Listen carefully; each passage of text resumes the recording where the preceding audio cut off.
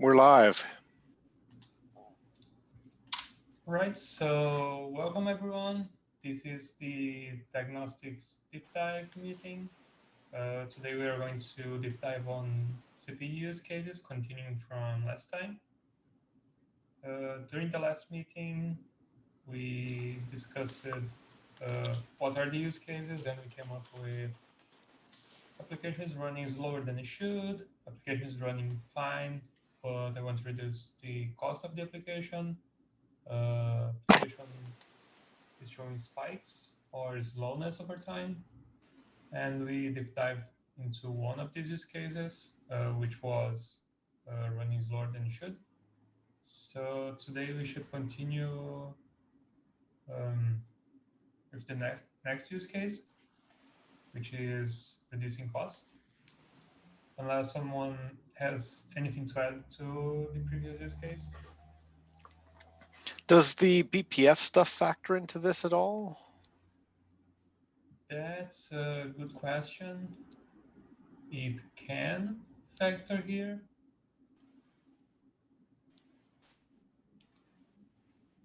Maybe we should include it. But at the same time, I think we are going to do a deep dive to go through the use cases to see Maybe where just a note to, at the end of that one or something to say, should we consider BPF or just as a reminder, and then when we come back to this, we'll have had that other discussion.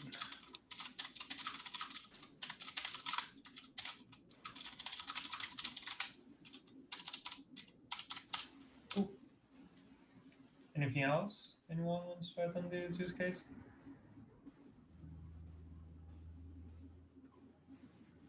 All right. Yep. So moving to the next one, application is running fine, but I want to reduce cost.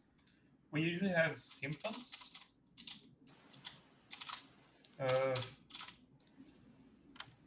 Symptoms here, I don't think they are application related. The symptoms would be the server cost is too high, probably. I guess it would be like, is it high CPU or is it like, in the Kubernetes, too many pods needed or things like that? Does anyone know how in Kubernetes outscaling work?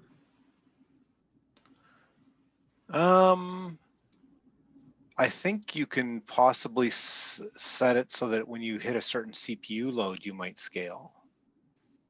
I certainly know that that doesn't work terribly well for Node in a lot of cases, because it's, in at least the ones I've had discussions with people, CPU wasn't necessarily the bottleneck.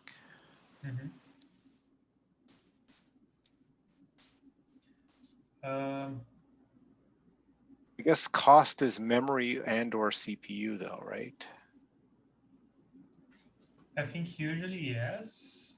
Some people, I think, also work with requests and throughput and latency. But you have to know how your application performs at the best scenario to do that. But in that case, it would be like, if I'm running fine, I'm probably getting good throughput and good latency, right? It may just be that to get that, I've had to put a lot of pods or a lot of CPU or a lot of resources, huge memory or whatever, right? Yes.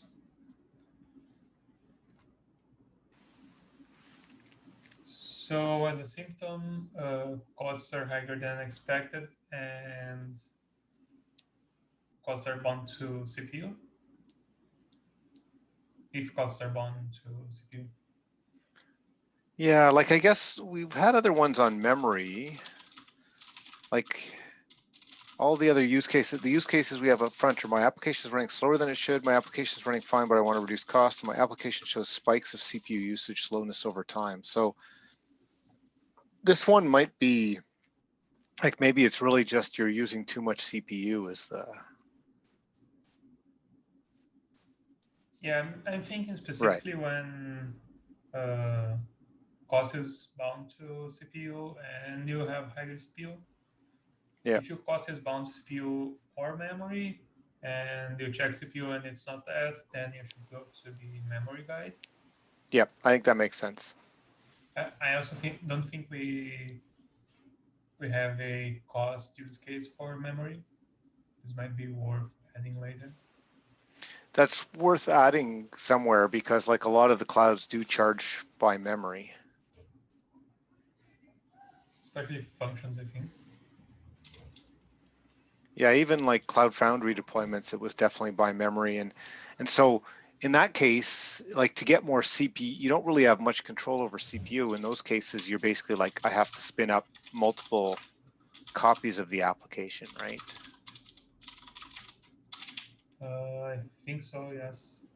But I think it all comes down to you're using more CPU than you expect, or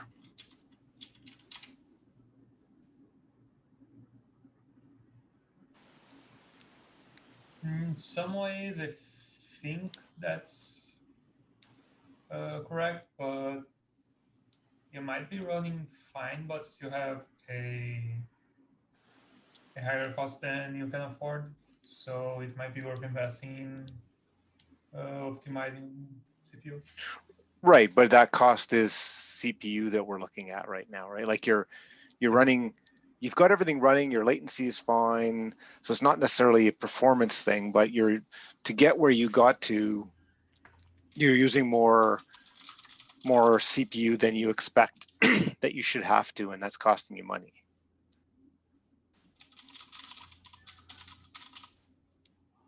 Mm-hmm. So I think that's the symptom. That sounds reasonable. I don't think there are other symptoms for this one. I can't think of any off the top of my head.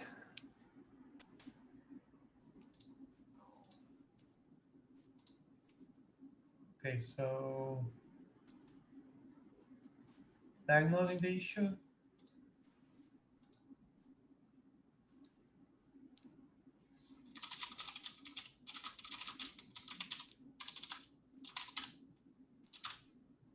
Or first, confirm that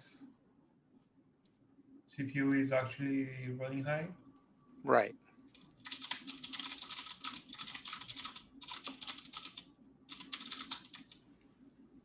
And you could do that through top diagnostic report, Prometheus metrics.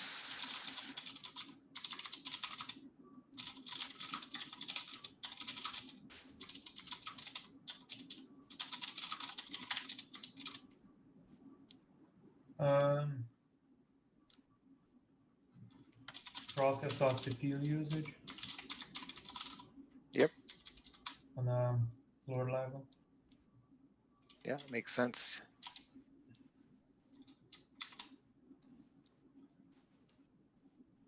Once the issue is confirmed, has anyone dealt with reducing costs yet?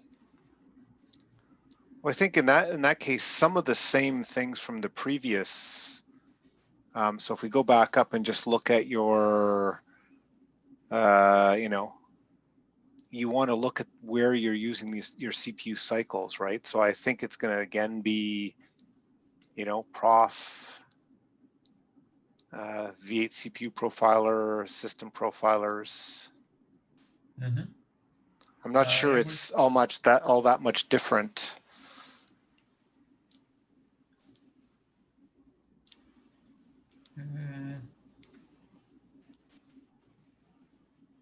I think the difference is when looking at profilers, when you have a constantly high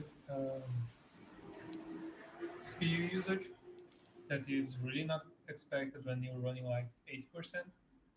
Uh, it's probably going to be pretty clear in the flame graph. But when Right. you're running at like 50%, but want to reduce to 30, CPU, the flame graph might be a lot more heterogeneous, which can make it harder to analyze. But in terms of using the tools, I think that doesn't change. Right. Once you have the data, you're right that you kind of look at it like in the flame graph, you're going to have to look for ones which are, you know, it's not just higher than everything else, but like higher than everything else, and there's not a good reason for it, right? Yes. Because you could have a case where like, okay, if I'm spending my CPU here, this is totally expected, so it's not really an issue. And it may not even be a spike, but if I'm spending my CPU somewhere else. So yeah, that's a good point. I don't know how you, because if you just had, for example, like a fairly flat flame graph, it could be that components of that are expected and some are not, right? In most cases, I think so. Also, this is something I'm starting to realize the more I use flowing graphs on Node.js. Um, I think it's due to the callback nature of Node.js. When you're analyzing something at 30-40%, since you keep changing the stack and going back and forth, unless you're using a higher frequency and you're sampling for a longer period of time, you're just going to get a flame graph that is completely meaningless Okay. So because basically one of the go ahead. because the stack just changes so much. In systems like Java, you're always doing some heavy processing. Uh, you have threads. Usually those threads don't change that much, I think. Mm-hmm. Okay, so what you're suggesting is that specific to the lower, you know, it's not that you have a bad performance, but you have you're using more than you want. Is would you recommend in that case that you have to run it for a longer period of time, or? Yeah, that's actually something I'm still experimenting with. Okay. Uh, but my theory is that running at a higher frequency. So, Yep. for example, the ATP provider I think is 100 milliseconds. One sample at every 100 milliseconds, maybe reducing to 50 milliseconds, 25 Mm-hmm. milliseconds, Okay. and doing that for like 10 minutes instead of one. It should give a better understanding of the most frequent stacks instead of just some erratic ones. Right, because if you've got something that's like a real problem enough to cause your throughput and everything problems, those will stand out more easily. That makes a lot of sense. The downside of this approach is that it will cause more overhead for a longer period of time.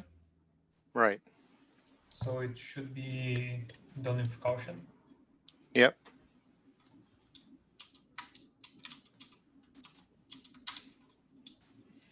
Now, I Uh, mean, the other thing too is like in that case, I'd almost be tempted to say you can also do it not in production. Ideally, yes. Yes, Right? Because like, you go should ahead. definitely start in development environment Right. and then move to production once you have uh, some confidence. And Right. if absolutely necessary, you can still use this approach in production.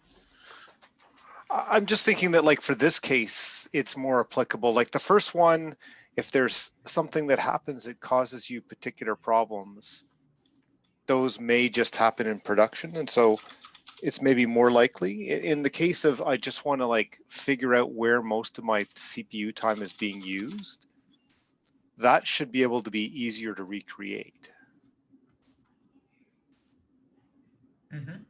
That makes Right? sense. Because it sort of goes to the same point of you need a longer sample because to find the things that really use it, you need more usage and it should be a broader. So I would think that like in this one, we could recommend more strongly that you start with, trying to simulate in development. And then you use the same tools, but you're using them for longer periods of time to get more data. And hopefully because you're doing you're trying to get the more common case is what you want to fix versus the uncommon case. Mm-hmm.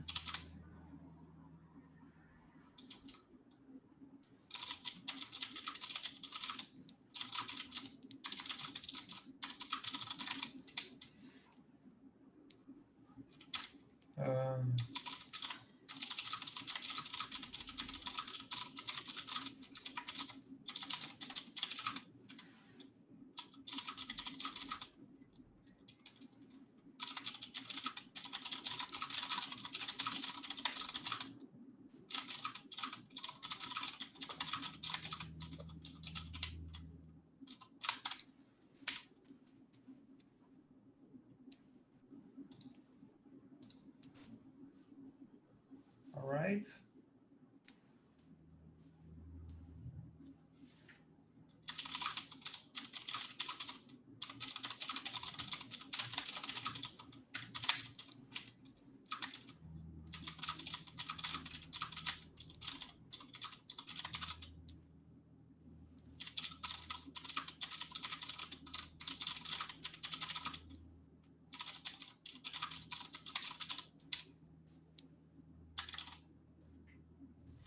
Just thinking, is there any way to try and get like the CPU for a particular transaction or anything like that? I think that's going to be pretty hard.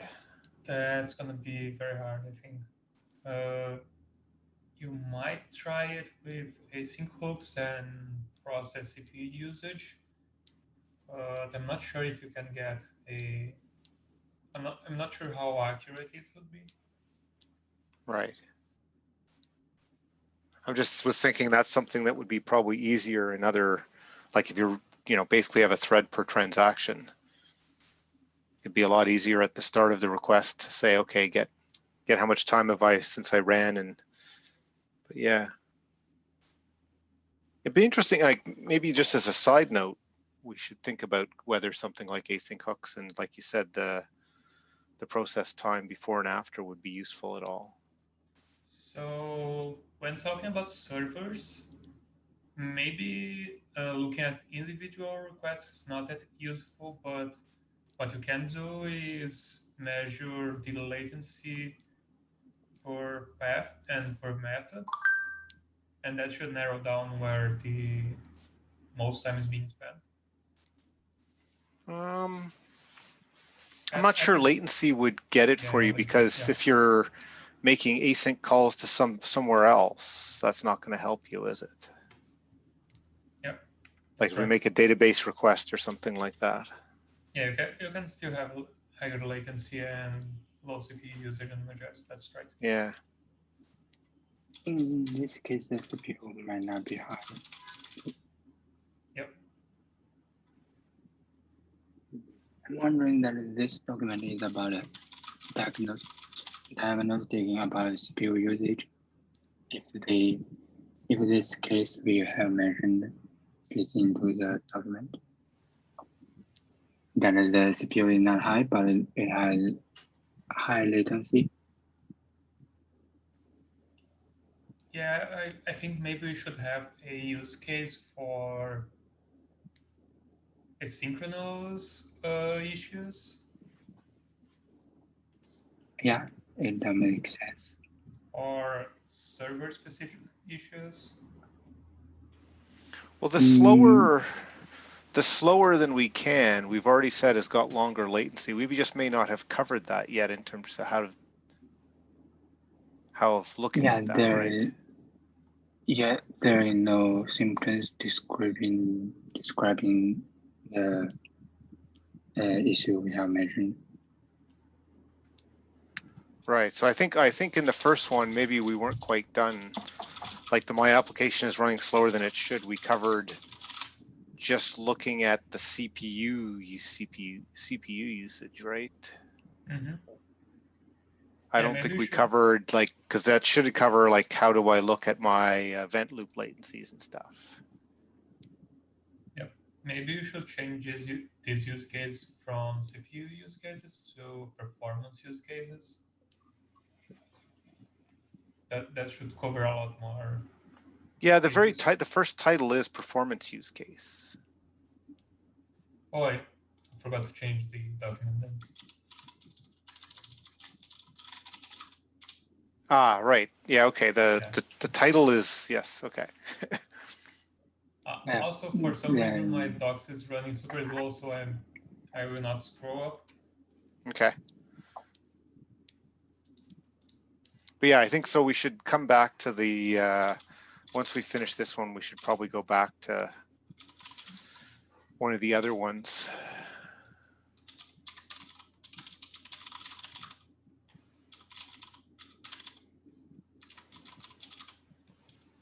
Oh, I guess we've already started that too, right? Like I can see down below, it says my application is poor performance. Symptoms of my application latency is high.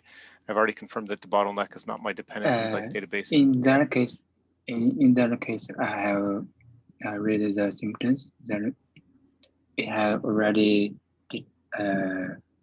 find out which step shows the performance.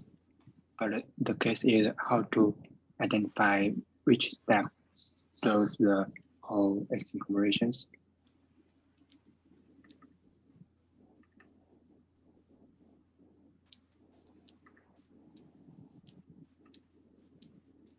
It said I have already confirmed that the bottleneck is not Right. my dependency. Right, okay. So that one actually fits with looking at CPU.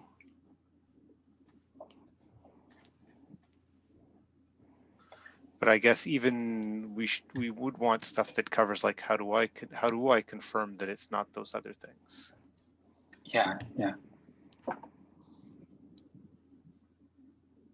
Oh.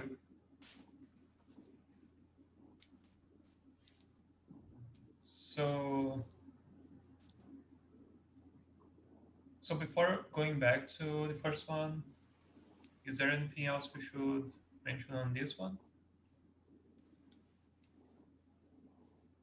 This one is also very focused on CPU. Should we change it to also cover memory, maybe? Right.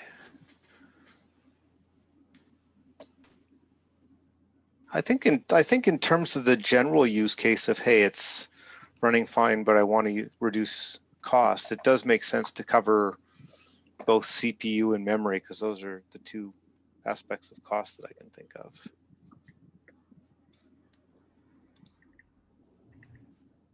So maybe we can change the symptom to cost is higher than expected and leave the CPU or memory for the diagnosis of the issue. Yeah, the use case could be the cost is higher than I expect, and then the description of that, typically that's either high CPU or high memory. Here's how you diagnose CPU, and then here's how you diagnose memory.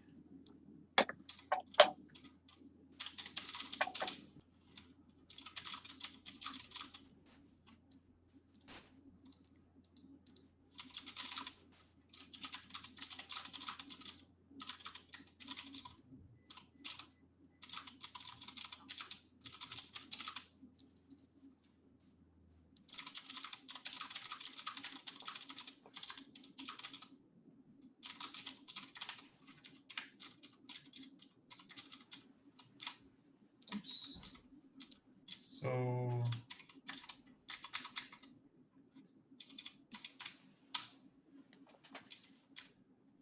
confirm that CPU is higher than expected. Okay, can be done through these tools. I think those are the same tools mostly for memory.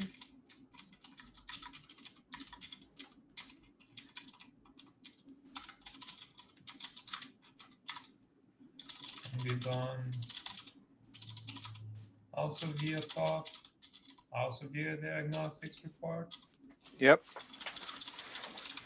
also via Prometheus and other monitoring tools? Yep. But I think also command line GC metrics, maybe.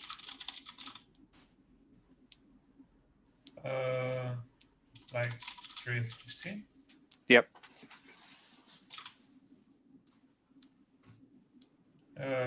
Process dot memory usage. I don't remember if that's the one. There's also v8 dot heap usage or something.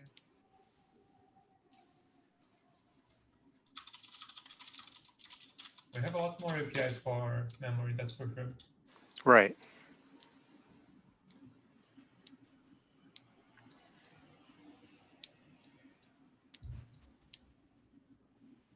I mean, that one should be relatively easy because you've set your heap to a certain size, like on purpose almost, right? Mm-hmm. Although there are cases, yeah, actually having said that, like it tends to use as much heap as you'll give it in some cases. So you might actually have just gone with the defaults, but you can set your heap limits much lower in some cases. That's true, but the way the GC works, I don't think that makes much difference. Because it will be collected anyway at some point. Well, but the thing is, reducing the heap size will make it so that it's collected sooner than later. And if nothing else, it'll definitely reduce your virtual size.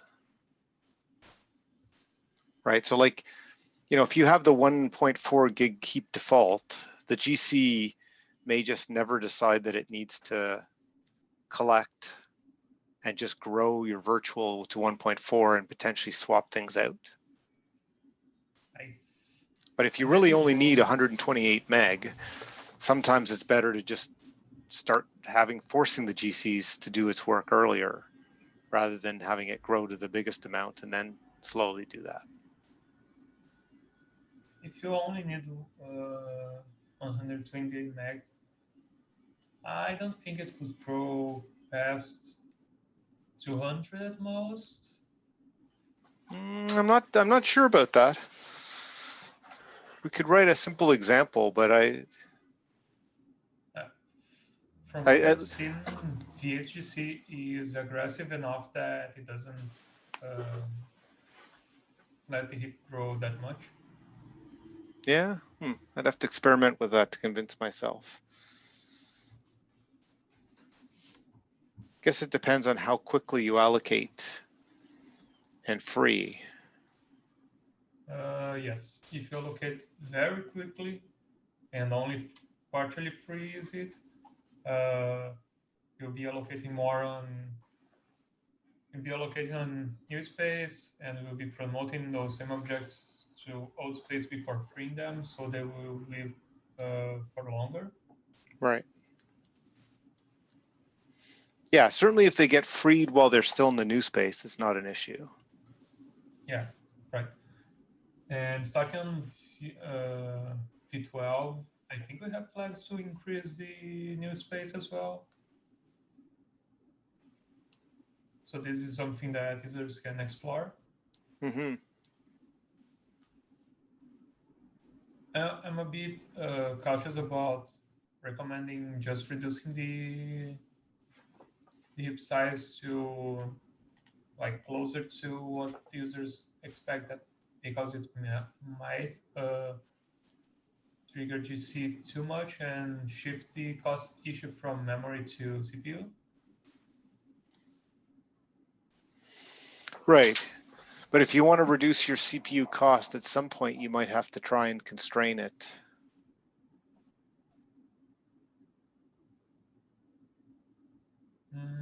Right. Right. Yeah, because you want to be able to set your Like you want to be able to set your size of your container to be smaller than it was. Like instead of being 2 gig, you want to set it to 1 gig or something. Now I think it is not necessarily 100%, like just because you've set your container to 1 gig, I don't know that it's a hard limit that you can only use like 1 gig of virtual memory. You can probably still end up swapping, but I don't know off the top of my head the exact relationship between those two. You could certainly make it so that you constrain it and then the GC goes to expand beyond a certain point and you'll get an out of memory because it can't go to the heap big enough.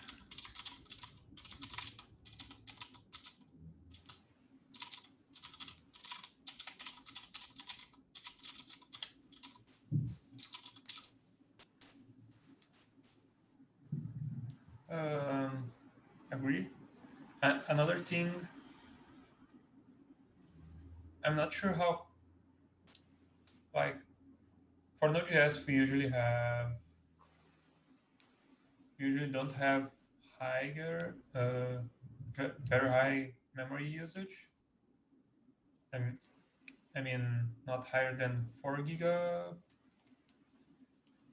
And I'm not sure if it's worth for users. Of course, sometimes it's not an option, but I'm not sure if it's worth for users to allow their Node.js process to swap out. Right. Yeah. So, but that should fall under CPU probably. If you're swapping out too much, it might show up as a CPU issue. Yeah, that often, once you start swapping regularly, you're basically in trouble. Yeah, I think it would show as a system CPU, increase in system CPU usage on top. Yeah.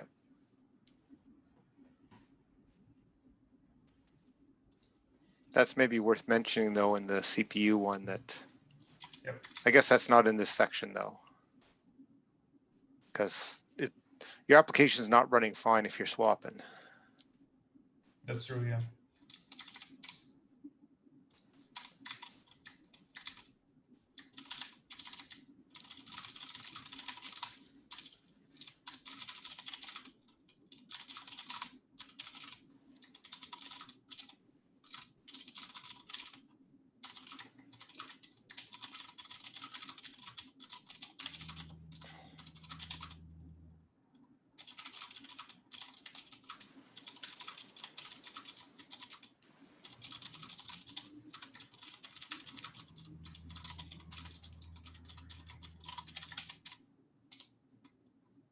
Okay.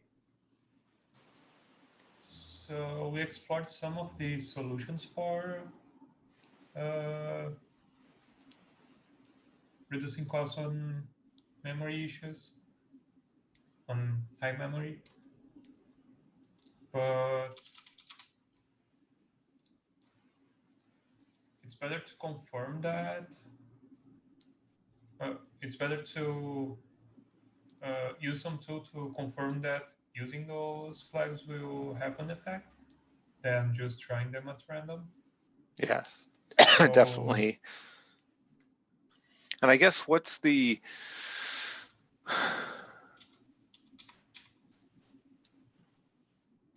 yeah, it's you've got to run your application under load for sure, having reduced the sizes, right?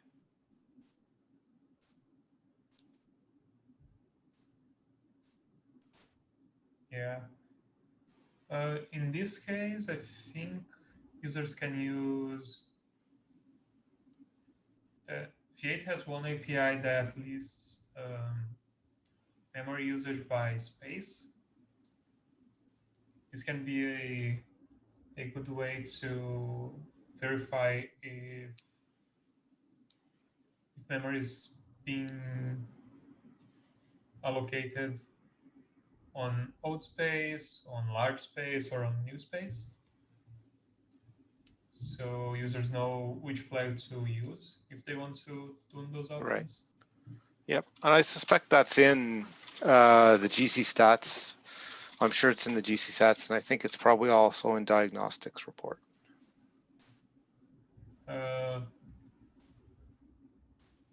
It might be on diagnostics report. I'm not entirely sure. Let me just find that.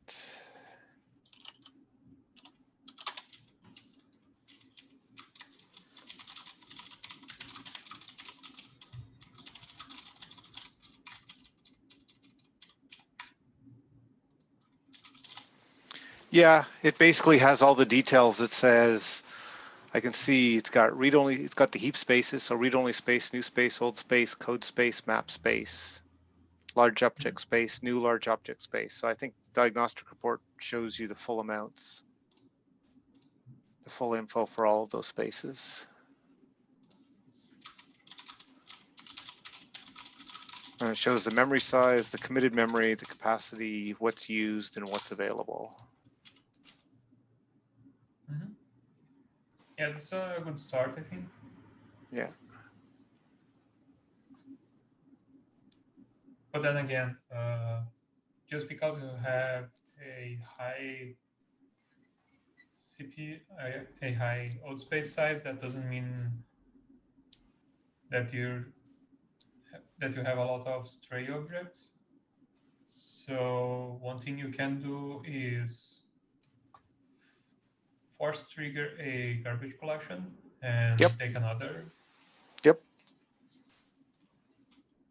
I think that's a good suggestion. Like if you're trying to figure out if you're using more memory than you actually needed to, then, you know, if you consistently force a GC, do a diagnostic report, do a diagnostic report, force a GC, do a diagnostic report. If those numbers are substantially different,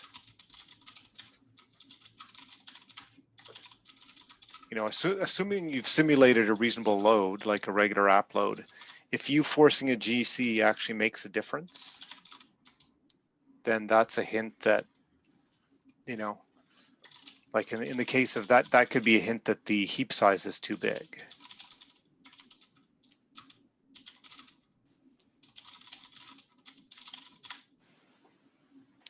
Mm-hmm. Agreed. So here, if they are considered tuning the heap flags below.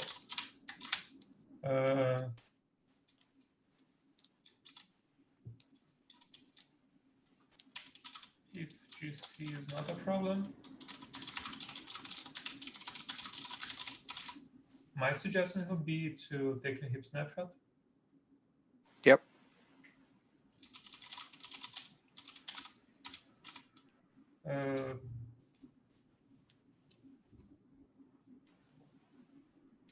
I guess the heap snapshot usually is analyzed in a case-by-case basis, but you have a total size, which is the summed amount of the object type plus everything that is retained by those objects. Yep. And you also have shallow size, which is just the size of those objects. Mm-hmm. I usually start with shallow size just to see what is the biggest type that is being allocated. And Yep, if that that makes doesn't sense. give you an answer, I go to total size.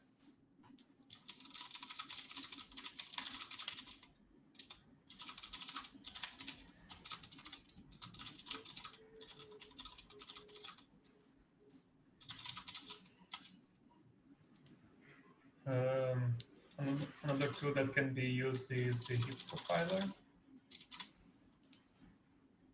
with the only difference being that instead of showing the objects that are on memory, it shows which functions are allocating more memory. Mm-hmm. Yep. That's a good alternate view.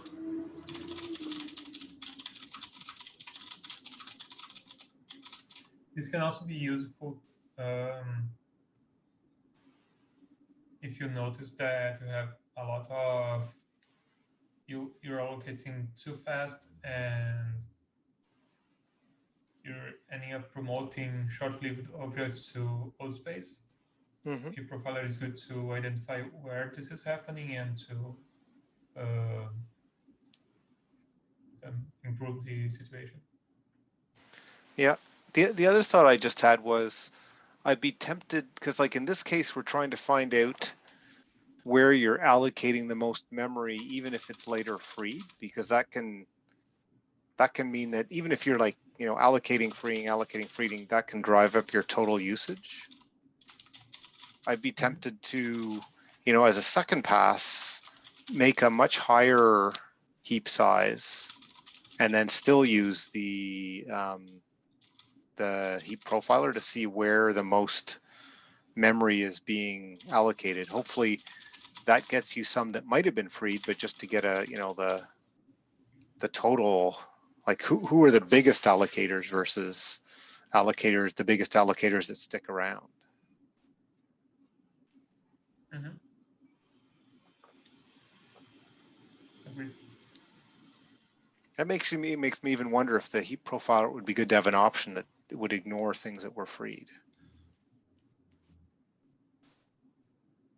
I'm not sure the way the heap profiler is implemented. I don't think it would work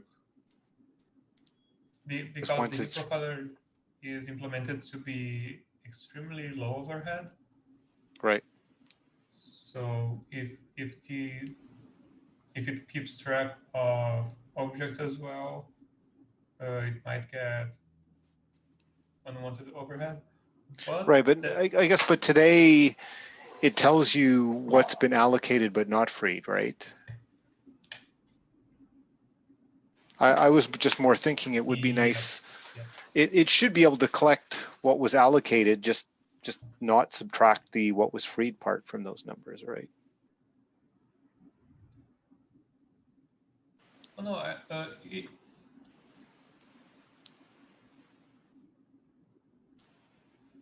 yeah. Actually, it takes into account the freed part because the It sampling does. is the sampling is not by time, but is by allocation. So it will take a sample of the stack every. Okay, I'm actually not sure if it's every X allocation or every time memory grows by X.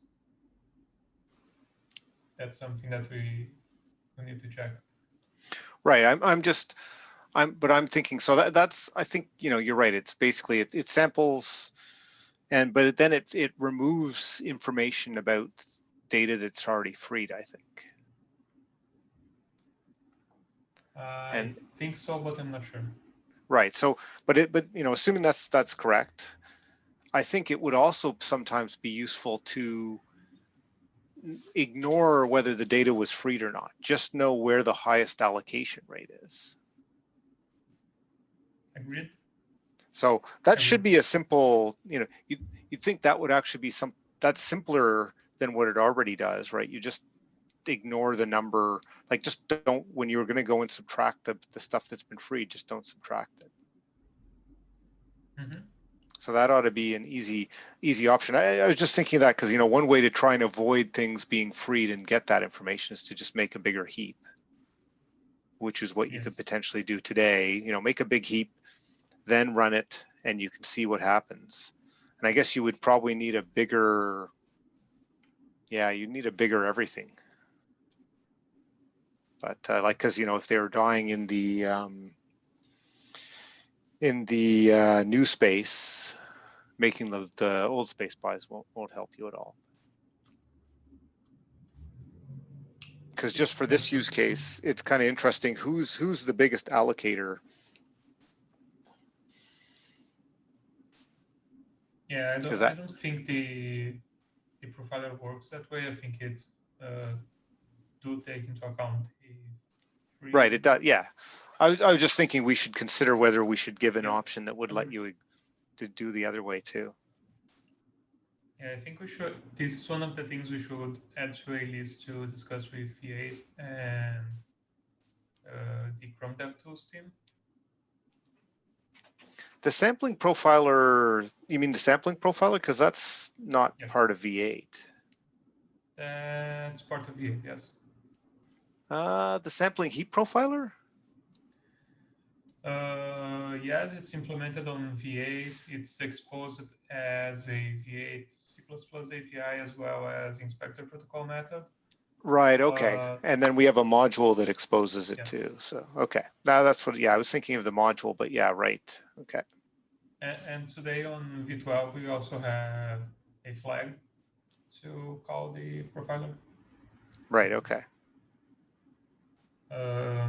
There's another tool on Chrome DevTools that I'm pretty sure is possible to enable via inspector protocol, although I haven't tried it, which is a combined snapshot and profiler. It basically tracks allocations with their stacks. It's a lot more complex, it has a lot more information, it has a lot more overhead, but the information can be quite useful to understand memory usage patterns on applications. Right. Also, it's not something that should be used in production though. No. But for this case where we've said start and, you know, it's probably good to start in development anyway. It would certainly be applied.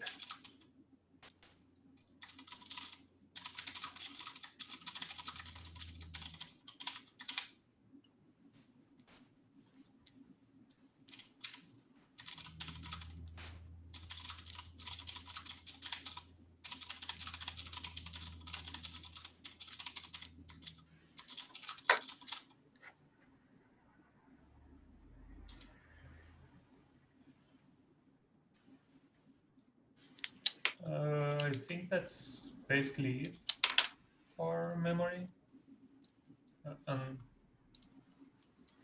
We're Unless the also at problem the half hour, so it's probably a Yes. good place to stop. Another issue on memory might be native memory, but this should not be an issue for higher cost, but there will be cases where that might be the case. And so I'm not sure if it's worth exploring, but I'm gonna add a note anyway. I think that's worth having a note that first you want to see whether your memory is being like, and again, diagnostic report, I think we'll have some information about like whether it's what the process memory is versus the, you know, what you can see in the heap. So if most of the memory is somewhere outside of the heap, then you do want to look at where that's coming from. And I haven't used Valgrind to look for like heavy allocators, mostly leaks, but I think it might be helpful on that front. Agreed. Okay, so we are on time today. Yep. I think this was very productive. Yep, that's good. We meet again in 2 weeks. Okay, talk to you then. Talk to you then. Bye-bye. Yep, bye.